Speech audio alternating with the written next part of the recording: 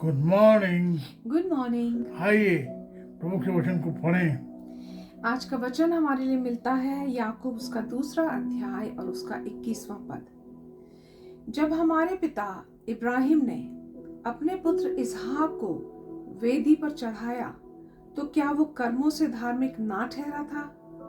James 2:21 Was not our father Abraham considered righteous for what he did when he offered his son Isaac on the altar?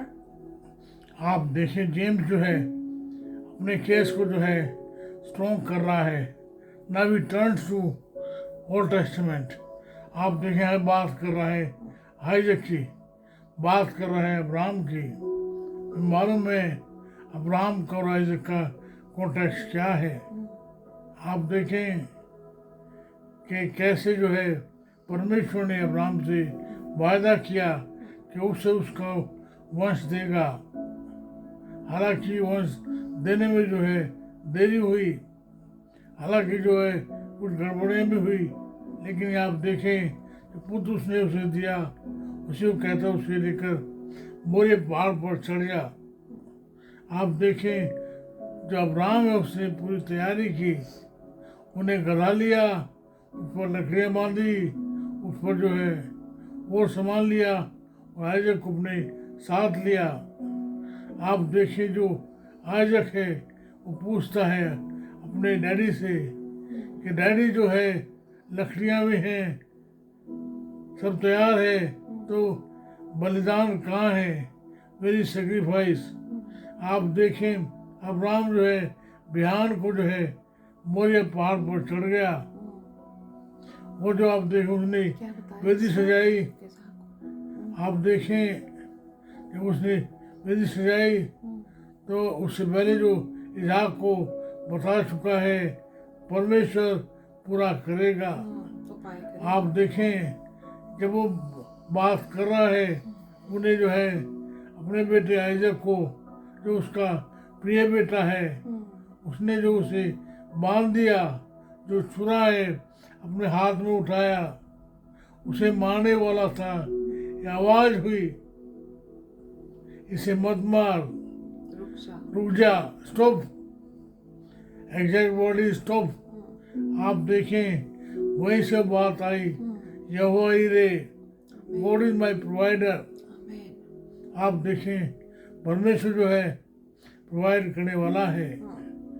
आप देखें उसका जो कार्य है Abraham का, उसके लेख में गिना गया धार्मिकता।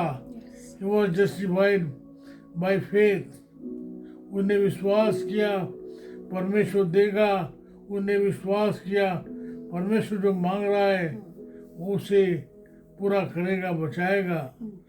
आप देखें कि बात वो कह रहा है उस बारे में कल देखा था, कैसे जो पौल है उसके इफिसियों के 2 अध्याय के 8 से 10 पद में कह रहा है। आप पढ़ें please. Ephesians chapter 2 verses 8 to 10.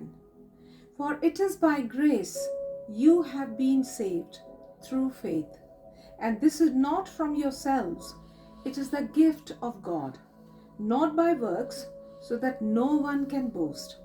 For we are God's handiwork, created in Christ Jesus to do good works, which God prepared in advance for us to do. आप देखिए हमारा जो उद्धार है वो कर्मों से नहीं है, हमारा जो उद्धार है वो है विश्वास से। मैंने आपसे कहा था कि जो कर्म है वो तुम्हारे विश्वास का नेचुरल रिजल्ट है।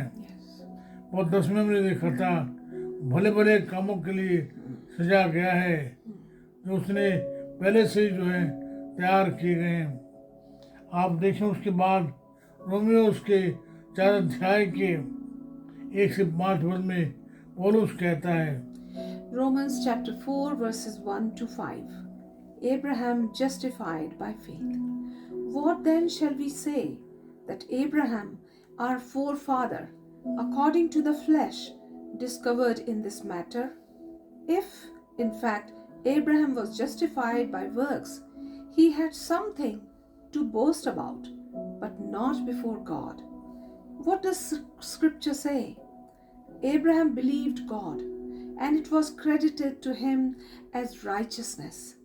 Now, to the one who works, wages are not credited as a gift, but as an obligation. However, to the one who does not work, but trusts God, who justified the ungodly, their faith is credited as righteousness. आमीन। Amen. आप देखें, पढ़ने में तो लगता है कि जो वर्ड्स हैं, अगर आप अलग अलग पढ़ें तो लगेगा ये कॉन्ट्राडिक्टरी हैं, कंफ्यूजिंग हैं, लेकिन अगर आप इसे कॉन्टेक्स्ट में पढ़ेंगे तो आपको समझ में आएगा। ये जो है कंफ्यूजन नहीं है, कॉन्ट्राडिक्टरी नहीं है। कल हमने बात की थी कि कैसे जो हमारा जो विश्वास है उसका जो नेचुरल रिजल्ट है वो है भले कार्य।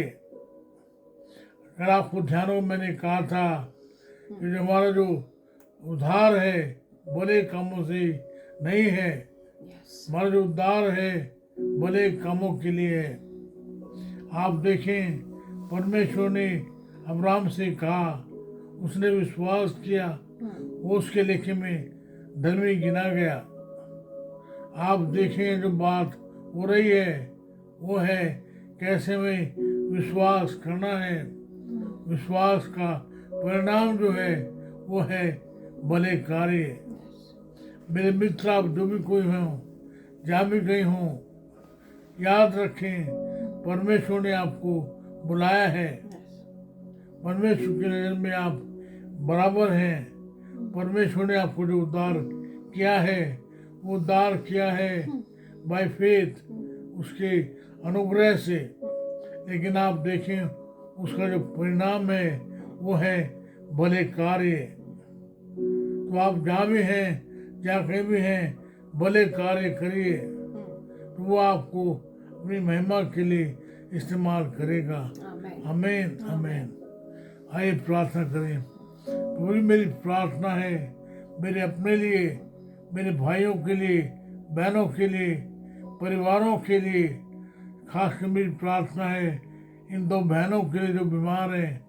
मेरी प्रार्थना है आप इन्हें छू लें, पूरी चंगाई दें। एक बहन जिसका ब्लड प्रेशर और शुगर ज़्यादा है, एक बहन जो इसके पेट में दर्द है, बुखार है, प्रभु जी आप इन्हें छू लें, पूरी चंगाई दें, प्रार्थना सुन लें। यीशु नाम से मांगते हैं, Amen. आमीन। Amen.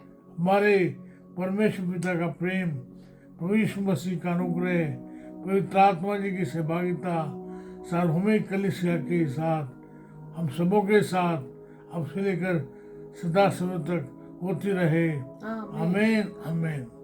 प्रभु में बने रहिए, दृढ़ रहिए। प्रभु आपके साथ है, प्रभु आपको चंगाई दे, भले भले कार्य करते रहिए। Yes. आमीन आमीन।